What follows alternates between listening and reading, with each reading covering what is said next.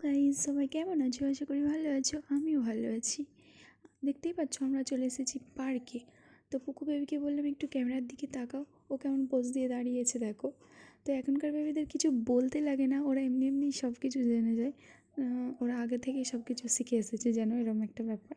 তো যাই হোক, আমি ওকে নিয়ে এসেছি পার্কে, কিন্তু আমি ওকে এনেছি বলে আমার একদমই মনে হচ্ছে না গাইজ। মনে হচ্ছে যেন আমার ছেলেই আমাকে নিয়ে এসেছে পার্কে ঘুরতে। দেখেছো কেমন ঘোরাচ্ছে আমাকে চারিদিকে। ওকে আমি বললাম চলো দোলনা চড়াবো, আপ অ্যান্ড ডাউন চড়াবো, স্লিপ চড়াবো। না না, ওসব আমি কিছু চড়বো না। আমি এখন এখানে মস্তানের মতো দৌড়াদৌড়ি, হাঁটাহাঁটি এসব করব। তো মাঝে মাঝে সবাই বল খেলছে দেখে বলছিল বল খেলবো। ও ফুটবল খেলতে একটু পছন্দ করে। তো সেদিনকে হঠাৎ করে চলে গেছিলাম পার্কে, তাই ফুটবলটা নিয়ে যাওয়া হয়নি।